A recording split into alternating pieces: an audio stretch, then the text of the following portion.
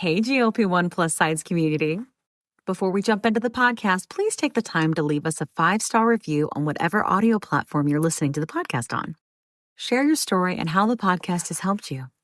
This will help us get referred up in the audio platform so that we can reach more people that need our help, our support, and guidance from our doctors. Help us get loud and change things. Are you interested in understanding GLP-1 medications like Ozempic, wegovy, or Mounjaro?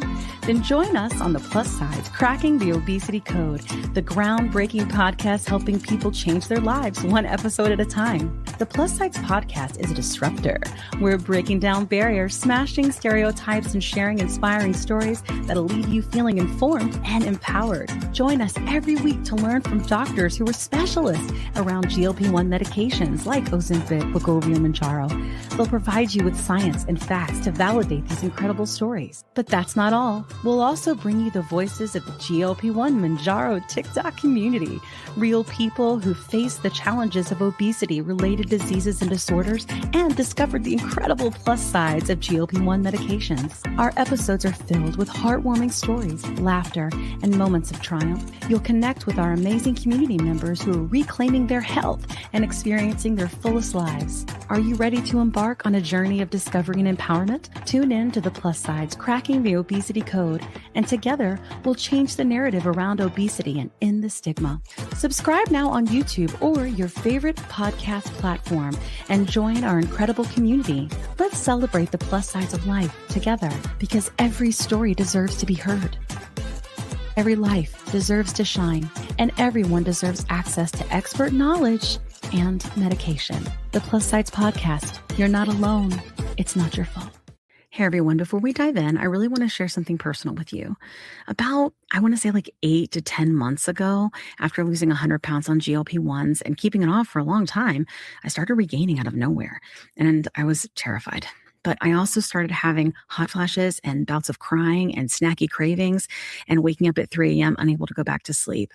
It turns out I was in perimenopause. So I started hormone replacement therapy, which is also called HRT, through a telehealth called Winona that specializes in this. And it changed everything.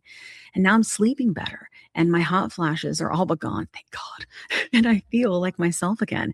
And it turns out that you can actually start perimenopause as early as 35. And well, I'm 46 and she's here.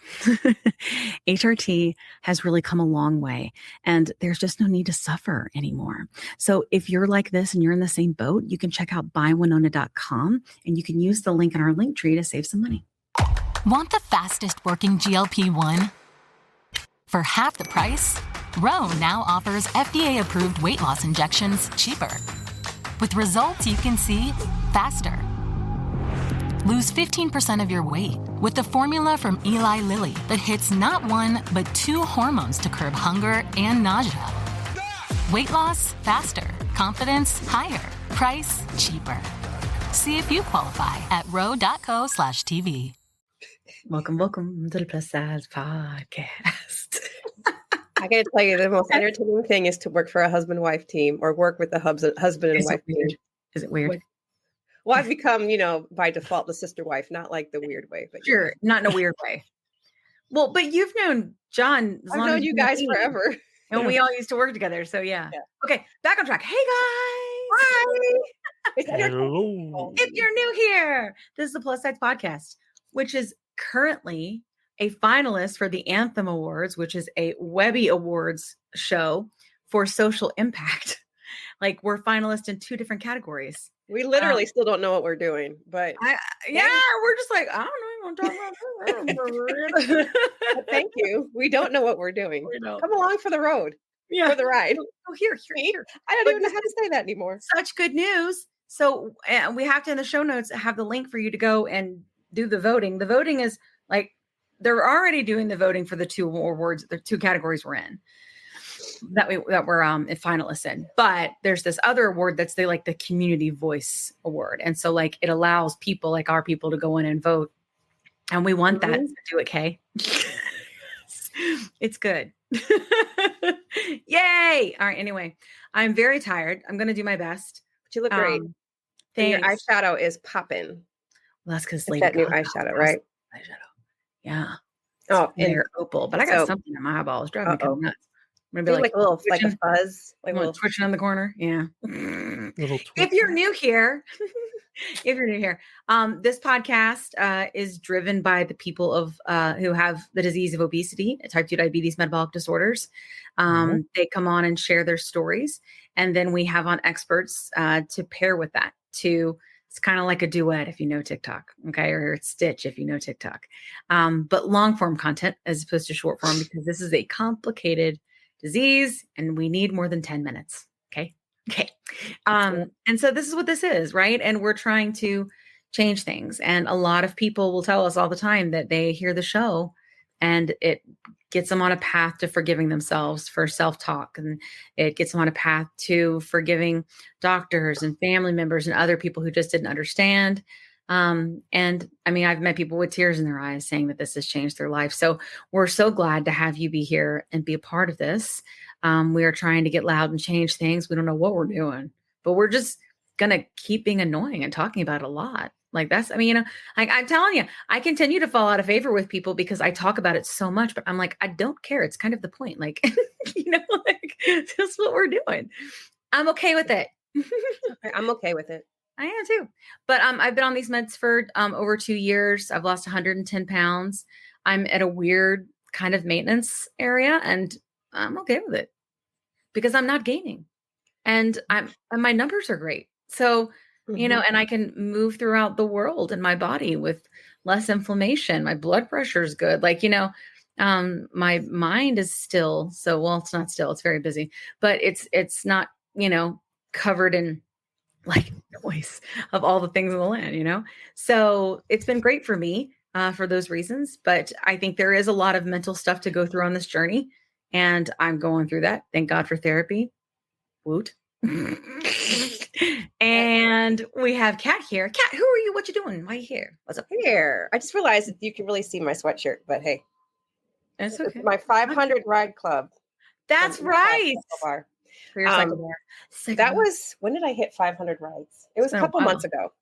Yeah. Oh, nice. But I'm still liking myself. I was a 300 plus pound fitty and now was 240-ish, 230-ish, whenever, depending on how the scale goes.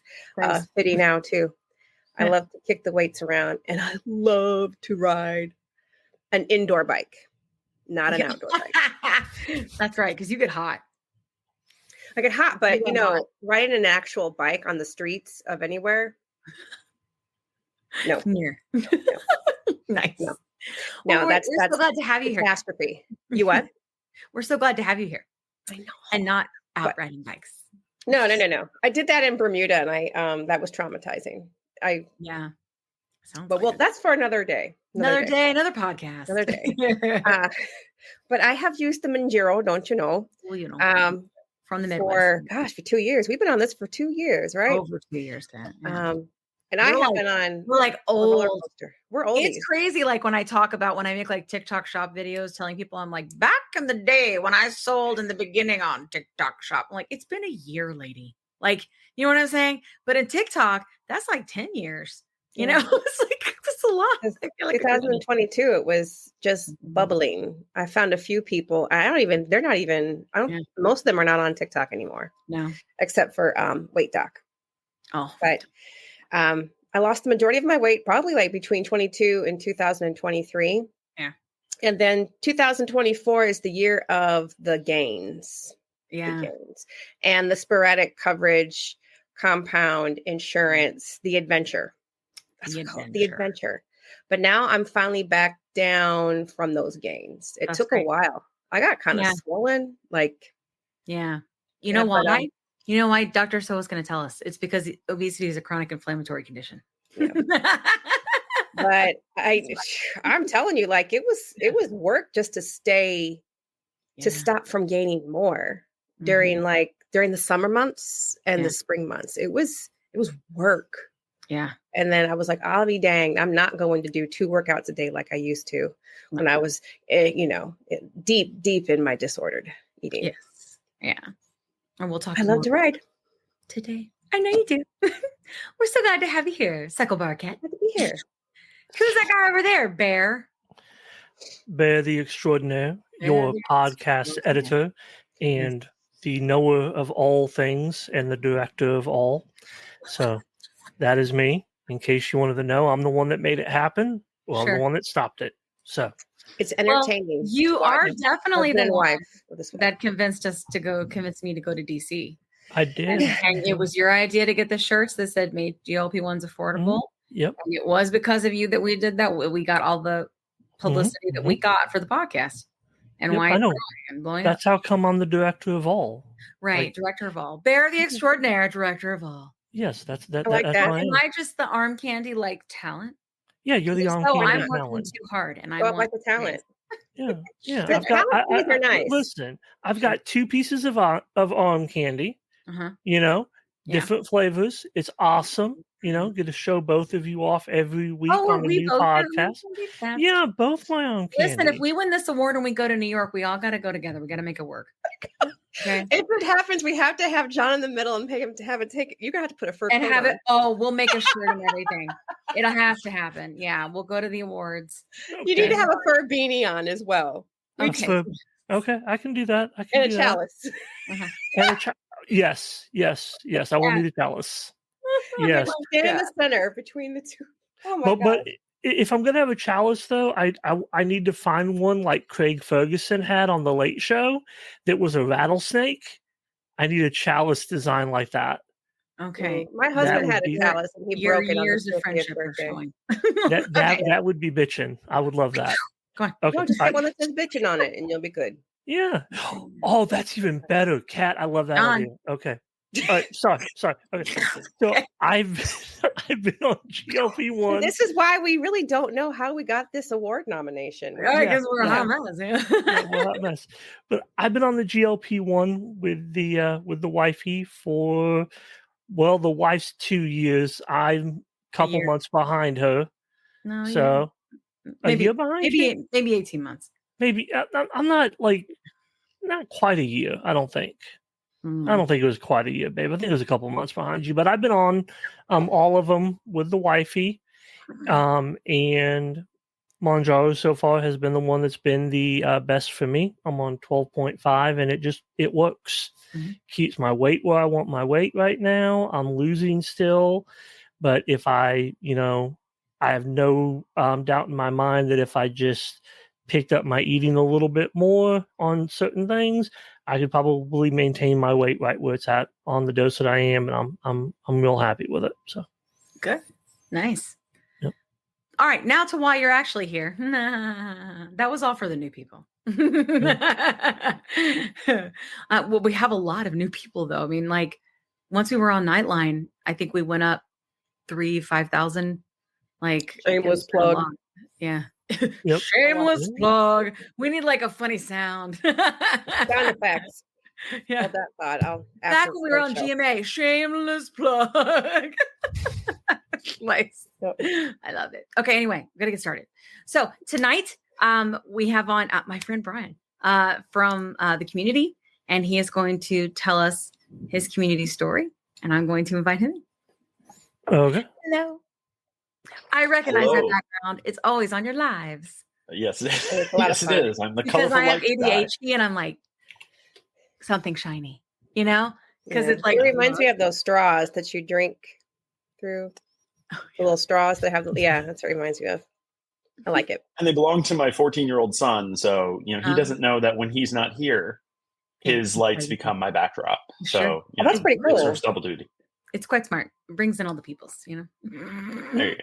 It's the rent he pays to live there, right? So sure. Indeed. I get to use his colorful lights when he's not around. Nice. Yeah. I call it the dad tax. The dad tax. My son understands that anytime I come in there and get something, he's paying the dad tax. Sure. It's just that simple. It's the dad tax. I like that.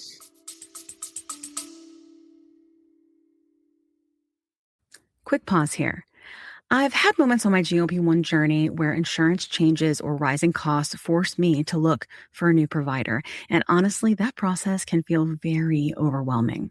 But that's why the Plus Size Podcast is partnered with GLP Winner to give our subscribers a resource to help them make that decision easier. GLP Winner is a comparison platform that lets you explore telehealth providers in all 50 states, whether you're looking for brand name medications or compounded options. You can see pricing up front, read reviews, and get a clear picture of which provider might align best with your needs. Check it out today at glpwinner.com/plus-sides. That's glpwinner.com/plus-sides. Don't forget the Z.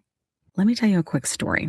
I was telling Kat how I was regaining weight after my 100-pound loss using GLP-1 medications, and I was having snacky cravings and waking up at 3 a.m., and I had hot flashes, and I was worried. But Kat was like, listen, I went through this last year. It's perimenopause, and I started HRT, and she used this company called Winona.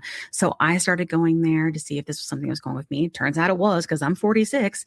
And it's been amazing. It's taken a while to find the right dose, but once I did, it's just been huge. I've been sleeping. I feel more myself again. And the hot flashes are gone, which is, geez, really bad. So I will tell you, it's just been so big for me. And so I wanted to partner with them on the podcast because obviously many of our listeners are going through this same age range and definitely are having these issues. And there's just no need for you to suffer.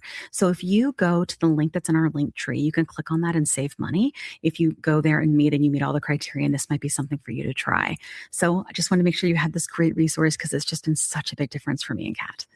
Again, you can go to the link in our link tree and get what you need.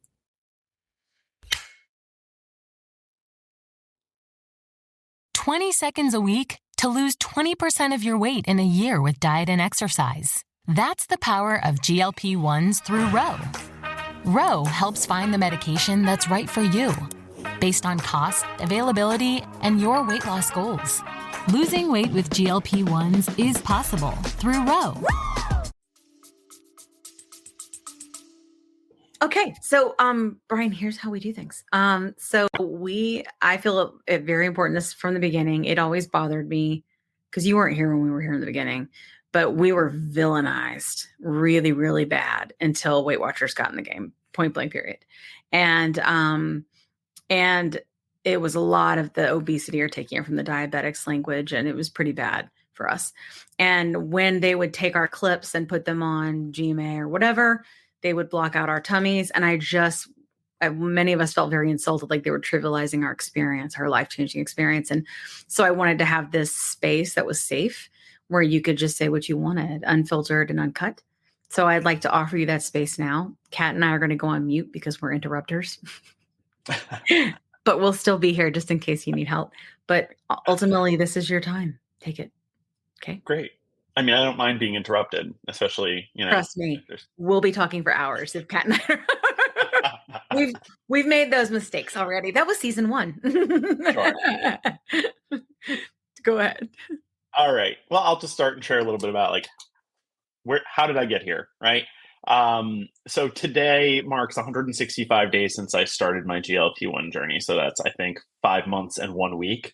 So in the grand scheme of things, in comparison to all of you, I am still a newbie and yet somehow not among the newest of the newbies that we've encountered in the community. So in those 165 days, I've learned a whole heck of a lot about how ill I was. Now that I'm out the other side of it to a certain degree and can look back and reflect and say, wow, if there was any question about all of this being stemming from chronic illness, I have no doubt about it in my mind anymore than I would before. And so, I struggled with my weight for most of my adult life, but I had gotten to a point. I'm 44 now. I was 43 when I started on the GLP-1. And I had gotten to that point where it was sort of like, I'm just going to be a bigger person. I'm just going to be in a bigger body. And had, as much as I had over most of my adult life struggled with that, I had kind of resigned myself to the fact that there wasn't going to be a whole heck of a lot that I could do. And my only understanding of it was that my metabolism was different. And that was sort of my layman's understanding of the situation, right? It was something's different about the way my body works, and it's not cooperative, and other people are enjoying Big Macs and their small bodies, and great for them. That ain't me, and it is what it is, right? And I had kind of settled into that identity as a bigger guy and became as comfortable as I was ever going to be with it. That was great when I was in my 30s. When I was in my 40s, my body was like, haha, yeah, you think that's going to be fun and easy? Let's make everything break. And so, that is really when things changed for me. And, I hit a point probably last winter into last spring where my blood pressure was consistently in what they would consider hypertensive crisis. So on 3 different blood pressure medications, and still was clocking in at like 180 over 110 at the doctor's office. And the panic in the face of my healthcare provider kind of indicated to me like, this is a big problem. So it went from, seeing a regular doctor to seeing a nephrologist, a kidney specialist who specializes in resistant hypertension cases, and a whole panel of tests and blood work that added up to a cascade of health conditions that I didn't know that I was living with, but that helped to explain some of the actual physical manifestation of the disease process of obesity beyond just the body weight. So, I went from being, I'm a big guy, but I'm okay, to being, I have resistant hypertension, I have a high level prediabetes, I have non-alcoholic fatty liver disease, and I'm sitting in an ultrasound, having them try to figure out whether it's liver cancer or fatty infiltrations of my liver tissue, kidney, early stage sort of kidney dysfunction, coming from, a family, a family, history of, kidney failure, kidney issues, stroke caused by high blood pressure. So it created a real panic in me that it was like, all right, I have kids, I don't want to drop dead. And I remember being incredibly ill in April, to the point where I was like debilitated on the couch, couldn't move, couldn't go to work, slept, 12 hours a day for days on end. And my doctor finally said, you really should try one of these GLP-1 medications, because all of these things that are happening to you, we have seen, we have seen people see improvements in all of those areas. I left out obstructive sleep apnea because that's one that I'd been living with for a couple of years already. And so I was frightened because, as you were saying, Kim, when you were kicking this off, all I had heard were the negatives about GLP-1s. These are intended for diabetics. You shouldn't be using it for weight loss. All the overblown, side effect fear mongering. I was a recipient of that because I wasn't part of the community in TikTok. I wasn't hearing facts from people. So I was reluctant. I was actually frightened about it, but also a little bit desperate to try something, anything that would help, because the 3 blood pressure medications became 4 blood pressure medications that were still not bringing my blood pressure down to a healthy range. And so it was kind of like, I need to try the next thing, because none of the other things have worked. And I was somebody who was going to the gym several times a week, eating a relatively healthy diet. I haven't eaten fast food in 20 years. So I was getting angry about the fact that I was having these health issues, and doing all of the things that everyone says to do all the time. Just, eat less and move more. It was like, when am I going to get my work done if I'm just eating less and moving more? I was like, I'm hypoglycemic and can't function because I'm eating less, and I'm moving as much as I possibly can fit in, and I can't get basic functions of my life done, like my laundry, because all I'm doing is worrying about why my health is so bad and trying to do all the things that you're supposed to do. So I started on the GLP-1 in April. Of course, couldn't get it right away, because it was, the height of the shortage, even for that lowest dose of zepbound. Couldn't get it right away. Had to wait until my pharmacy could actually get it, and then chickened out for about a week, out of, I have never had to self-inject anything in my life fear, and didn't take it right away. And finally started on it May 3rd.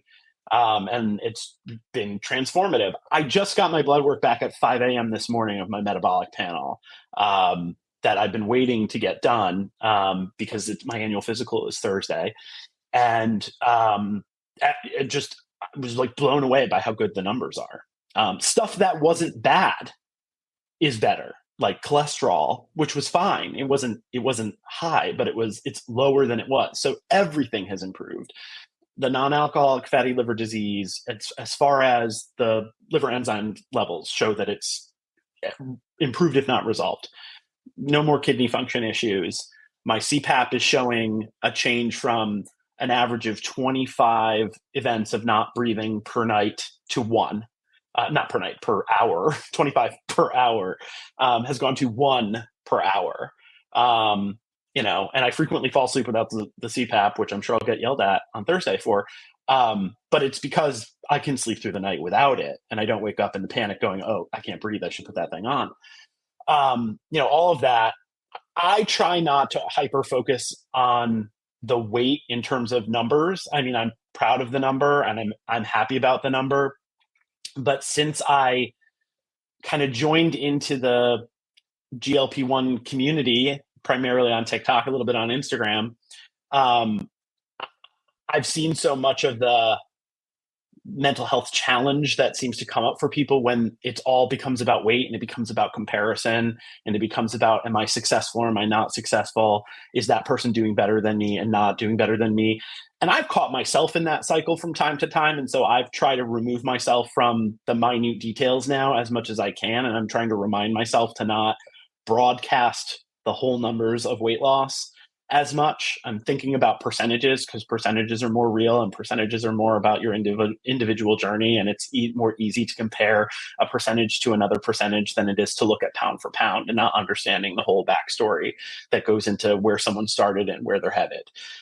So I'll just say that I'm down 22% in 5 months and 1 week, which I never expected. I never expected all of those health improvements to happen for me as well. And so I'm incredibly grateful for it and feeling better than I did at 44 now, feeling better than I did at 30. Reflecting on, not being winded going up multiple flights of stairs for the first time in, almost 15 years. So all of that is, really fills me with gratitude and has, I think, sort of generated a passion in me for, helping other people learn about this, educate themselves about the chronic disease of obesity, framing it as such, has become really important for me, because what I realized is that this was not really a weight loss pursuit for me. This was like a life-saving pursuit for me. And that's sort of how I framed it in my mind. And so when I hear people say things like we were talking about earlier, you're taking this medication away from diabetics, or, you're just doing this for vanity purposes, it does make my blood boil, which would upset my doctor because we just got the blood pressure under control. But it does make my blood boil to a certain degree, because it is so ignorant of the fact that obesity is a visual symptom of a complex disease process. And so people look at it and they see people in bigger bodies and they think societally we've told people that's bad and wrong and it's their fault, without really diving deep enough into the fact that that is caused by something. And that is caused by something that for most people is beyond their control. And so for me, I've just become very passionate about this being the tool. And I always make the analogy of, we don't tell people with asthma to breathe harder rather than take their inhaler. We don't tell, people with high blood pressure, to just chill out instead of taking their blood pressure medication. We don't judge people for using medications to treat other things that we've accepted as disease processes, even if those disease processes might also be contributed to by lifestyle related things. We accept those things. We don't, smoking is a great example in my mind. We've done a lot as a society to convince people to cut back on smoking or stop smoking, but you don't ever hear anybody saying, don't treat the person with emphysema. We don't hear people say, don't give a liver transplant. Sorry. Right. Like totally same thing. Like they're never like, no, I'm sorry. You smoked, you made bad choices. You're just going to have to die now. Like, right. Nobody does that. Right. I have a close friend who had a liver transplant. Sometimes the insurance. Anyway, I'm going to back up now. Okay, the insurance company does. But There you go. But I have a close friend who had a liver transplant, who is my age, and who is very open about the cause of it was alcoholism. And nobody said to him, "You should die because you chose to drink." But people say it to obese people every day: is you shouldn't have that medication because you chose this. And it just shows such a serious lapse of understanding and just the toxicity of such a historical sort of record societally of us making obesity into a character flaw instead of a disease process. So I just get kind of excited because I feel like, for myself personally, I found an answer to the question that I always had, which is, why do I struggle with this when so many other people don't? When I know I'm doing the things, and the things that everyone is saying to do don't seem to be working for me. And then finding something that I feel like quite literally has saved my life. I get very passionate when I hear people question whether or not people should have access to it, and get even more passionate when I hear about people who have trouble accessing it for a variety of stupid reasons, like cost, like, to Kat's point, insurance coverage, shenanigans with shortage lists. I'm sure we'll get to all of those things. So, that's why I started creating content on TikTok and on Instagram and talking about it. I never did any of that before. I never posted anything about any other topic before, but I found the community when I was trying to get over that fear that I was talking about. When I was trying to get over that fear of, should I open that box that's in the refrigerator next to the sliced turkey, and should I use this thing that my doctor is saying is yes, but have the sliced turkey first so you can pregame, wasn't it? Protein. Grams of protein right there. It's literally right next to each other, right? And so for me, finding the GLP-1 community online, on YouTube, on TikTok, on Instagram, through podcasts like this, and through individual, people posting about it, was the thing that kind of gave me the information that I needed. That was the real information. That wasn't the negativity or the half truths or the propaganda against it, but was just people's real life personal takes on their experience and how to deal with all of it: the good, the bad, the ugly, the wonderful, the rewarding, all of it.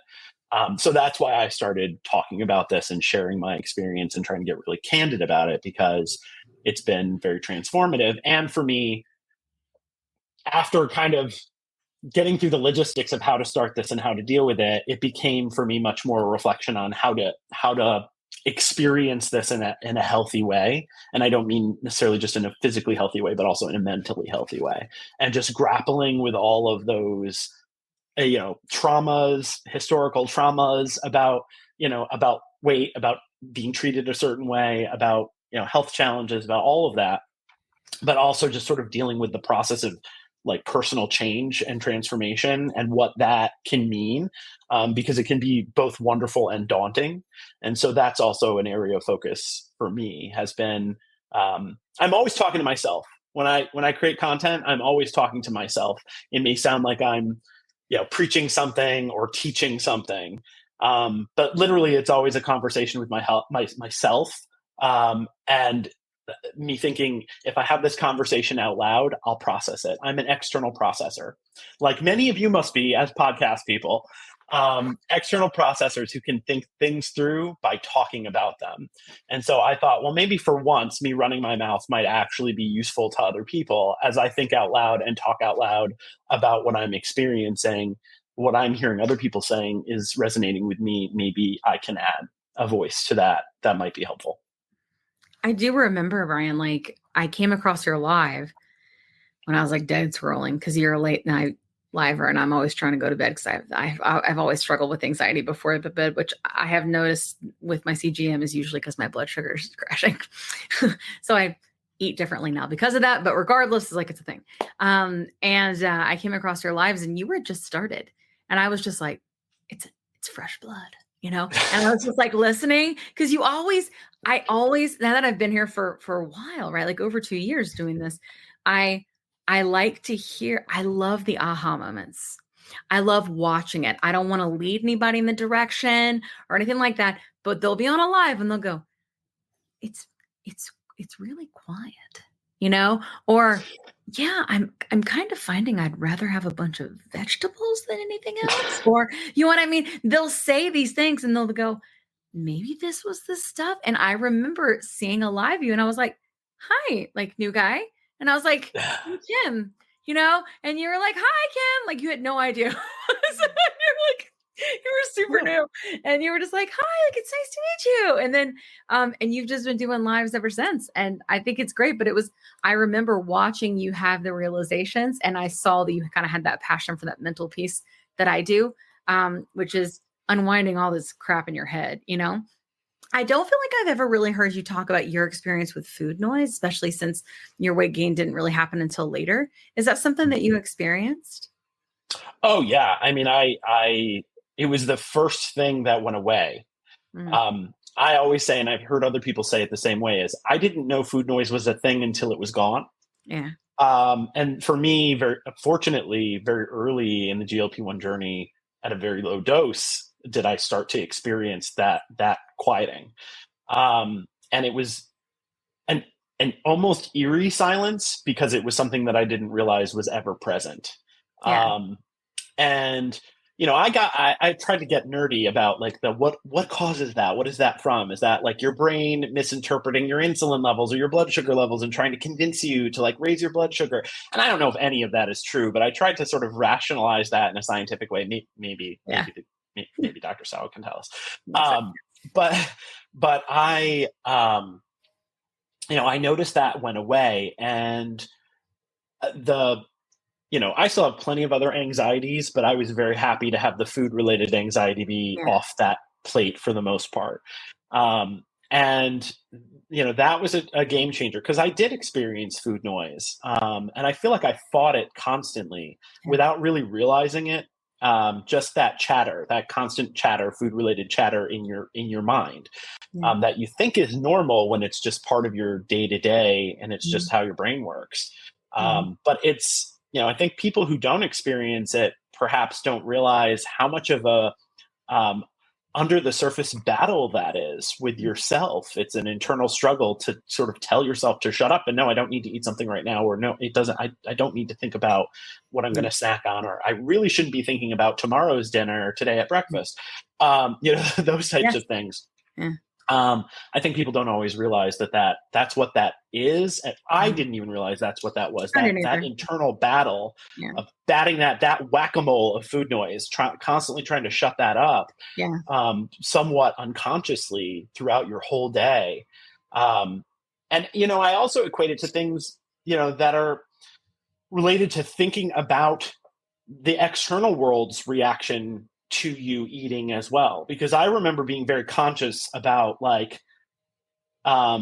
is somebody going to notice me snacking on this or eating this thing that I know someone's going to look at the big guy eating and think he shouldn't be freaking eating. Yeah. Right. Yeah. Like I remember that also being a part of the food noise. And now it's sort of like, I don't give a crap. I don't think anybody really cares unless they're obsessed with it about themselves. Like if they have stuff going on with food and like choices and food noise or like dieting, then yeah, they're probably projecting. But I don't think most people do. Like, I don't think most people stare at fat people when they go in stores. Like they mostly ignore us. Like I really don't think I used to think that though, like, with the anxiety and stuff, I really did. And that's part of the food noise for me that went away, is that also thinking that anybody gives a crap, right? Or that anybody is noticing, or that, like now it's just sort of like, whatever, I'm just, you're eating to live and not obsessing about, obsessing about food in a variety of ways, both internally and ascribing other people's judgment where even maybe it doesn't exist. Yeah. Yeah, I get that. I was going to ask you too, because I think this is important. We don't have a lot of male creators. We've had a few on the show, but not many. And I'm wondering when you kind of started to think about these things and, and start becoming a creator and creating content and all of that, did that play a role in it? And how do you feel now that you've done that? Like, have you found others that you've been able to connect with? Because it is very female dominated, I think. It was one of the first things that I noticed was that there weren't a lot of male creators, and the ones that I encountered were mostly folks who were doing affiliate work, advocacy work for telehealths. So a lot of my interaction with them was in that specific context, and there weren't a lot of people just sort of sharing in general. And so I noticed that, and I think that was actually one of the motivating factors for why I thought it might be good to be a voice here, is just because I realized that was something I was seeking out. And I did find a few, and they were helpful, but it was a limited number by comparison. For sure. So it did seem like that was a gap, right? And it was like, well, maybe I can contribute to this in some way. And I've found that with my friends, it's been really interesting because I'm actually generally a pretty private person. But in this respect, I've gotten very open about this. I thought, okay, I have this TikTok. No one's going to find it. No one who knows me is going to find it. That was wrong. So lots of friends found it.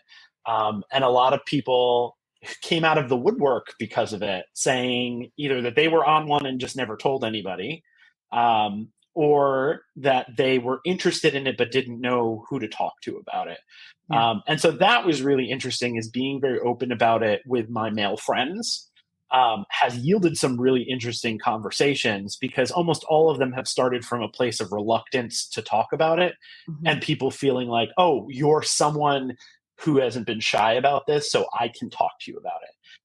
Because you're not hiding that you're doing this. You're not hiding how you're feeling about it. You're talking very openly kind of about everything. So you're a safe space to talk to about it. And now I have, a friend as a resource that I can go to. And that's been, even more than the TikTok stuff and the Instagram stuff, that's been the most fun, is being able to connect with people I actually know in real life and have prior, friendships with or acquaintances with, who've felt comfortable talking to me. And I can count on more than both hands the people who have started on a GLP-1 because we've had a conversation about it, because I decided to be open about it, even in my own personal social media, and they felt like they had someone to talk to about it and ask questions about, and that helped them get over their reluctance to ask their doctor about it, or to work with the telehealth, or to just get started. Yeah, that's awesome. I mean, I think, what do you think that, I feel like it's hard for anybody, right, to make this jump and do this thing. Do you think there's some sort of societal pressure, like for men to share? Yeah, well, there's societal pressure for men to be invulnerable, and I suppose, I guess, what it comes back to this idea of not showing weakness, and caring about your weight, which is often how it's interpreted, is seen as, I don't want to frame it this way, but it's seen societally as a woman's thing, right? I do. I mean, all the marketing for, we talk about all the other things of society. I think it's a thing. Yeah. All the marketing for weight loss and, diets and, Weight Watchers and Jenny Craig and all of those things historically have been really geared towards women. And, for men, it's like, go get big in the gym, right? It's never like care about your size, or, try to lose weight. It's very rarely. So there's just all this societal history about men not being vulnerable about their health issues and not caring about your weight, because if you care about your weight, it shows a vulnerability, but it's also, like I said, it's a woman's thing to care about, right? Yeah. And so I think that but the reality is most guys do care, and also get a lot of discouraging messages about unachievable body types, unachievable health outcomes. We're shown, it's different, but we're shown, these impossibly muscular 0% body fat men as archetypes to achieve, athletes to achieve, and the average person is just never going to be that. But there's a reluctance to talk about it, and then when it comes to health issues or health challenges, that shows weakness. And I think men in society are typically told, you're supposed to be the rock, you're supposed to be the provider, you're supposed to be, impenetrable, nothing can knock you down, or you're failing your family, or you're failing your society, or you're failing your role as a man in the world by being weak. And Unfortunately, that's why so many men drop dead, right? I have family history where I think about relatives who were like, tough guys who dropped of a heart attack at a relatively young age because they weren't allowed to talk about health issues. They didn't pursue medical intervention when they weren't feeling well because that was weakness. They didn't talk to their doctors about things that were feeling wrong because they were led to believe that was, being weak. And, for me, I've always been the type of person who talks too damn much and, says what I feel before I think whether I should. Sure. And so I'm like, well, maybe I can make some use of that. Yeah, maybe I can make use of that bad tendency to overshare, because I've never been the type of person who's been overly influenced by the stay quiet and be tough kind of mindset, and talk about everything I'm feeling. And I'm sure there are people who think I'm a whiner because of it, but I don't care, because I'm an external processor again, and that's how I cope, by talking about it. And so, I think that's a shift that probably still needs to happen, because I think a lot of guys do worry about their health and do worry about their weight and do care about how they look and do care about how they feel, but they've been shamed for it. And so I think the experience for men and women is different. I mean, the shame is manifests differently, but it's shame nonetheless. And I think that's something that I think about a lot, and made a conscious choice to try to not be afraid to talk about it. I even talk about it at work now. And that was sort of like the last, Rubicon to cross for me, was in a professional setting talking about it. But it got to the point where people are like, "You're losing weight. Are you dying?" And I felt like I needed to address that. I'm like, no, I'm losing weight because I'm finally not dying. Yeah. And and even that, has opened a conversation with people that I never would have expected it to be a safe environment to just be vulnerable and open and be like, yeah, I didn't want to die. It seems reasonable. Don't you want me working here still? It's very inconvenient to have to replace me. So let's talk about how I'm trying to save my own life. And I just think that's important. It's important for men to hear. It was important for me to find male voices talking about it, because it made me feel less weird talking openly about it, because I just felt like it was something important to share. Yeah. Well, I think that's awesome. I mean, I love your content. I will say, I don't think there are a lot of creators in general in the community right now that are focusing on the type of content that I feel like you do, which is, let's think about what this really is. Let's think about what this could possibly be. So you're on this journey and your body's changing, and what do you think about this? And I'm very glad that you're doing it. And I'm very glad that I'm not only seeing it out there, but also seeing it from a male, because I know that there are other men who are probably watching quietly, right? And they're going, yes, right? So I think it's good that you're doing that. And I'm so glad that you came on the show. We would love for you to hang out with us. Part of our show is to have on an expert to talk to us about the science, the facts, and the data. Because I mean, I know this is going to sound really shitty, guys, but ultimately and I'm tired, so you're just going to get it, but you know how I am. Ultimately, the reason I do this is, one, so we can all learn, so that we can heal and be able to advocate for our health. But it's also because if we don't, the way society sits now, or it has before the show, and probably still is, is that it's just a bunch of fat people whining. Like, ultimately, like that is what I think the societal view is. But when we can pair this with somebody who can validate our experiences, then one, it helps us, right? Yes. And two, maybe it will help other people, because I say all the time, like, I think it's important to remember that just because you don't have obesity, right? With the way the numbers are, I bet you love someone that does. So I hope that there are people that are like, my mom's on Ozempic, right? Or something, and that they'll listen and hear your story and hear our expert and learn some things and find a way to be more supportive, and maybe we can move towards a kinder place, huh? That's the goal. All right. Thanks so much. Hang tight. We're going to run on our guest. Dr. Sowa, how you doing? Hi. Hi. Good to see you again. Welcome. Nice to be here again. Yes. So Dr. Sowa was on season 1 We talked a lot about insulin resistance, and that was kind of when we were first starting to kind of understand it, I think. And I would love for lots of, because like it's gotten kind of crazy. National do that to you. And that's a good thing, right? Like we want that. But there's so many new people, and with 25,000 scripts of zepbound being written like a week, like we're just getting like fresh blood, like Brian, fresh meat coming in all the time, and they need guidance. So I would love if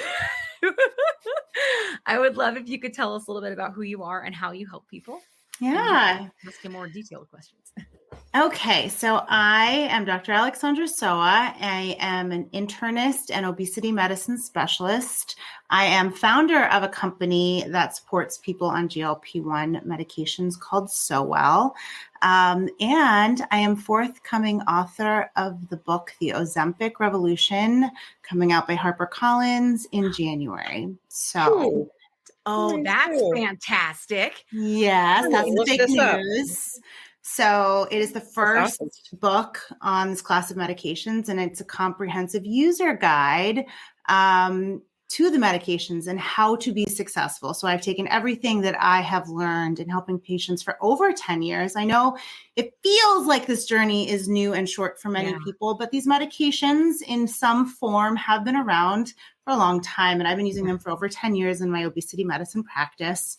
And I'm taking everything I've learned about habit formations, food, exercise, the mental work, which is so key, and we touched upon in Brian's interview, and really just taking all of the science, answering all of the questions, and setting you up for success. So it's for anyone on the medications or considering the medications.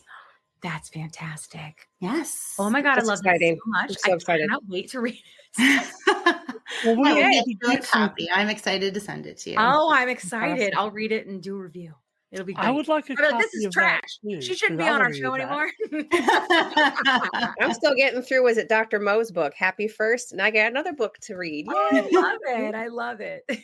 Well, I just think it's so important what you all are doing and spreading awareness and support in the community. I have felt often that I've lived on an island as a physician providing care in the obesity space, because people would look at me, patients and my fellow colleagues would look at me like I had three heads when I told them that I was a physician who specialized in obesity. And they'd be like, what does that mean and why? Yeah. Right. And I talk about that in the book, actually, that I knew that it was the field that I wanted to pursue immediately when I found it, but it was totally nascent. I was probably one of the first 500 doctors in the country to become board certified in this field. And it really was kind of like considered fringe, yet it's so steeped in evidence that's wild. Sorry. So true. It is wild. Like, but I mean, I will tell you, like, it's made me kind of self-righteous, like, because there's so much data, like it's not like, 5 years. Like it's deep. Years. And like, and it really is. We have a depth of experience and evidence, and we're learning more and more. It is a rapidly evolving field. It's an incredibly thrilling field. And writing the book, I combed through hundreds of scientific articles and really bolstered even my knowledge base, which was already big to start with, and went deeper and trying to break that down for people, because these meds aren't that. And people, it really kills me. I still hear doctors saying, like, we don't really know what's going to happen on these drugs. We don't really know the side effects. We don't know. They're new. Like, do you realize when GLP-1s came to market, they've been out for 20 years at this point. And the way that we deliver them and we kind of create them is evolving, and their efficacy is changing. And we have a rapid pipeline of new drugs that are in development, but these aren't new. We have a depth of experience. So, but what I find really thrilling is now there is this really large community that is quite supportive, very useful. I mean, sometimes it can be a little harmful some things that I see, right? We were talking about touching on that, but just to have people be open about it. I mean, and what I actually was not that vocal on a podcast media front for a long time in social media, because I felt disgusting about what I was seeing, which was just like work out harder. just eat less. Kind of what you guys were already saying. Like, just eat a little bit more organic. And I'd be like, this, I cannot whole touch foods. this. Yeah, they eat whole foods and So I could eat a whole chicken. I mean, I like myself a good whole food, but I eat the whole food. That's right. And there was just so much of this element of like, we're amazing, and everyone else who's trying to follow our content and be like us just isn't as amazing, right? And so it's really just refreshing to see people really embracing and understanding that obesity is a disease. I just loved how you introduced it. Obesity is a disease, and we can lump in the metabolic health disorders in with it. And we are doing this for our health. Yes. I mean, Brian like dramatically improved his health in such a fundamental way in such a short amount of time. We're doing this for our health. Yeah. The thinness, the smallerness is a side effect, but should never be the primary goal. So I just love this conversation. I love it. I love it. That was just mind blowing right there. Yeah, you're right. The thinness so many things that we talk about. I think a couple things is the first thing I want to ask you is like, I feel like there's a really common misconception around why people lose weight on these medications that have obesity. And the misconception, I'll tell you everywhere, and you can hear Jillian Michaels talk about it all day long. It's just because you eat less. That's it. Yeah. That's what it is. So I would love for you to explain to us why that's horseshit. And yeah, I mean, I would like to bring her into my practice to my patients. So there is, listen, right off the bat, there is some element of truth to that some people eat differently. Yes? Yeah. But that is not across the board how this drug works. So in our arsenal of anti-obesity medications, we have appetite suppressants. It's primarily how appetite suppressants work is that they suppress your drive for food. You do eat less. GLP-1 medications are much more complex, and they act on the brain, they act on your GI system, and they act on your pancreas and the level of blood sugar. And on the brain level, it quiets what we call as food noise. And that, in essence, will kind of quiet your desire to eat. And on the stomach level and the GI tract level and the slowing of the gastric emptying, you'll have food sit there longer, which profoundly affects your hormonal response to the brain and to the guts and to the pancreas. And so you are fuller longer, and you have satiety hormones that are pinging. I mean, that's in essence what a GLP-1, GIP hormones are mimicking is these satiety hormones. They're much more powerful than what we have natively in our body. So there is some element to I'm going to eat less. But where this is not, it's kind of a fallacy, is that on the level of blood sugar, on the level of the insulin, on the level of kind of hormonal distribution of how your body burns and stores fat, this drug has a much deeper effect on us than just an appetite suppressant. So I will often see people who are eating very, very little when they come to me. So little that their BMR, their basal metabolic rate has tanked. They've been doing this for a very long time. In fact, they probably followed Jillian Michaels in The Biggest Loser. They might have even been on The Biggest Loser. And we know very well what happens when you chronically diet through calorie restriction. You have a very hard time maintaining that because your BMR tanks. And what is BMR? Basal metabolic rate. So kind of your metabolism in effect, and how much your body needs to kind of survive and how it puts out the energy. More of this calories in, calories out, but it becomes very, very disrupted. And so this medication, for reasons that are not entirely fully clear to us yet, does heal, for lack of a better word, your metabolism. And so what I find over time with some patients, not all, everyone's journey is unique, is that they are eating more. They are able to, with time, they are able to have metabolic healing, and they are able to eat certain food groups that before, if you would have had one bite of a piece of bread, your body would have taken that piece of bread and would have made a pound of fat. Now, on a scientific level, what I just said makes no sense. But on an actual living level where I treat patients, and I've treated thousands of patients at that point, that's what happens.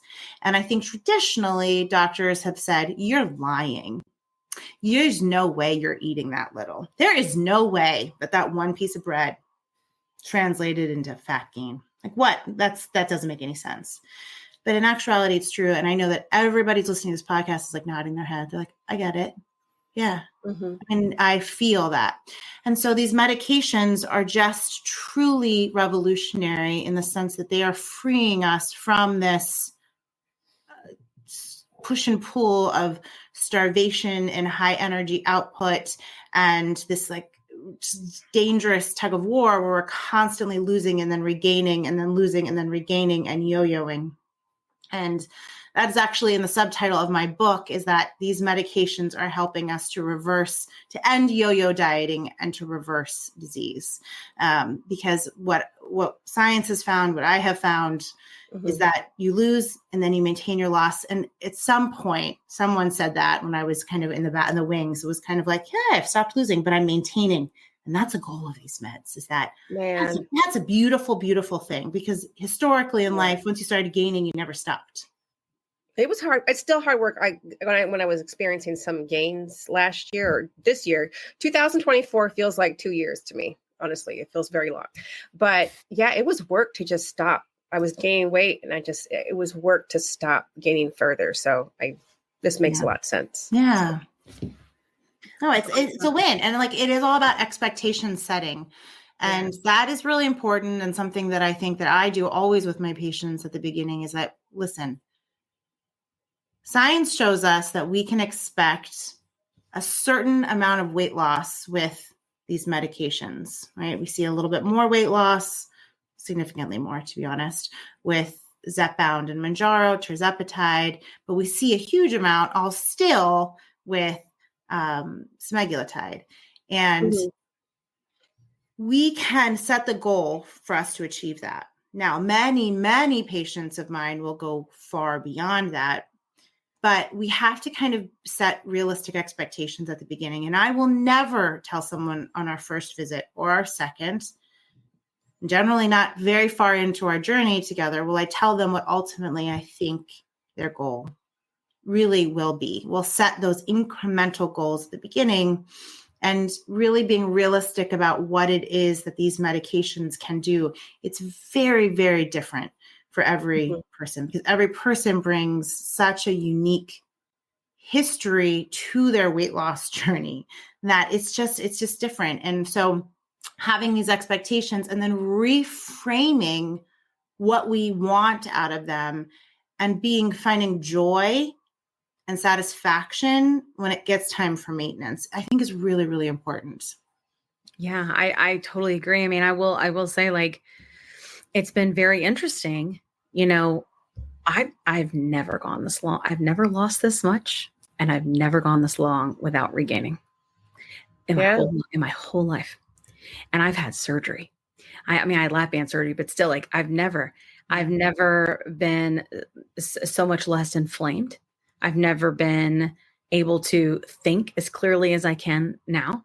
You know, I also find that, and I'm wondering if Brian feels this way too, but I actually want protein and vegetables more than I want anything else.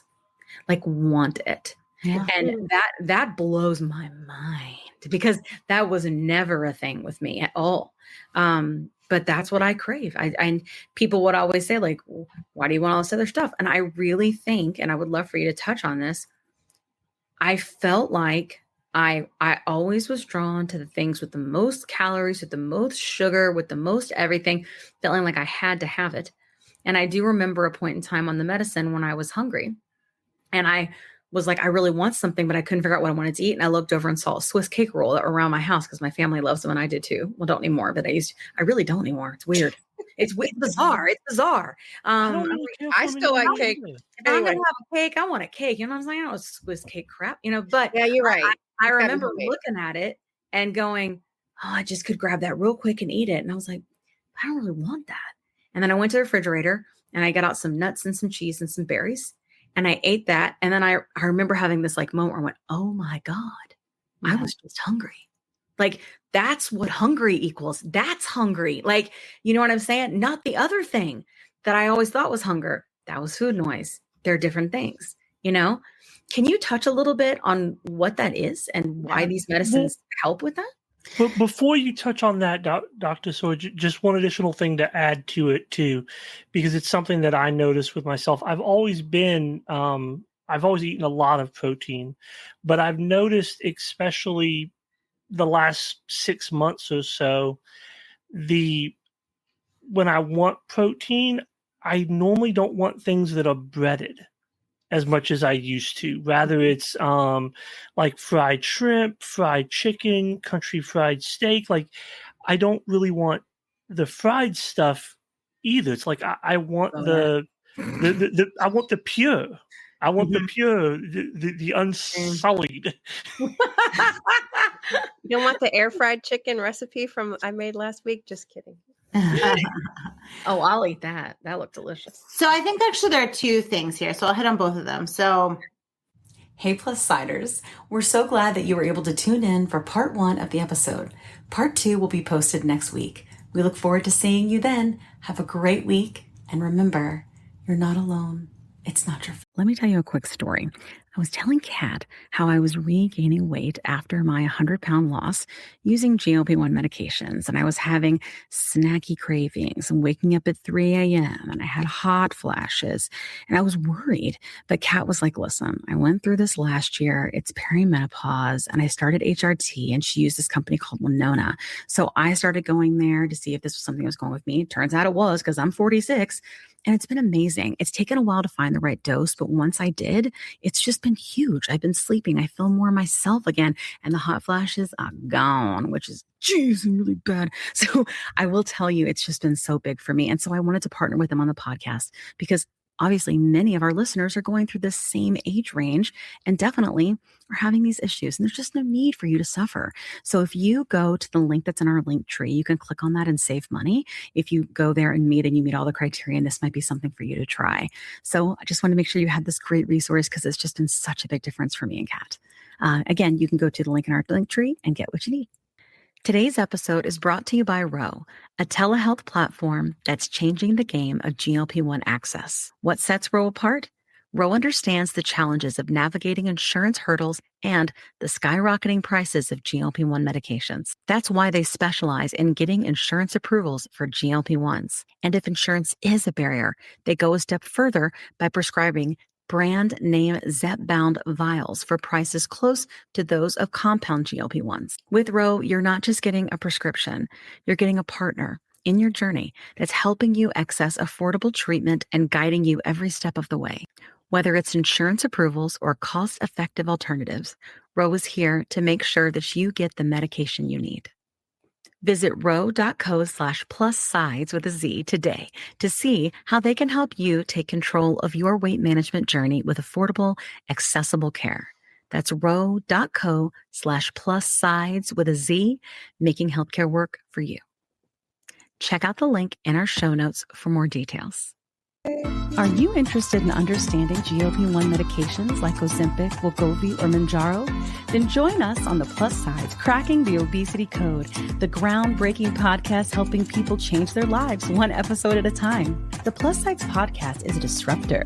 We're breaking down barriers, smashing stereotypes, and sharing inspiring stories that'll leave you feeling informed and empowered. Join us every week to learn from doctors who are specialists around GLP-1 medications like Ozempic, Wegovy, and Mounjaro. They'll provide you with science and facts to validate these incredible stories. But that's not all. We'll also bring you the voices of the GLP-1 Mounjaro TikTok community, real people who face the challenges of obesity-related diseases and disorders and discovered the incredible plus sides of GLP-1 medications. Our episodes are filled with heartwarming stories, laughter, and moments of triumph. You'll connect with our amazing community members who are reclaiming their health and experiencing their fullest lives. Are you ready to embark on a journey of discovery and empowerment? Tune in to the Plus Sides, Cracking the Obesity Code, and together we'll change the narrative around obesity and end the stigma. Subscribe now on YouTube or your favorite podcast platform and join our incredible community. Let's celebrate the plus sides of life together because every story deserves to be heard. Every life deserves to shine, and everyone deserves access to expert knowledge and medication. The Plus Sides Podcast. You're not alone. It's not your fault.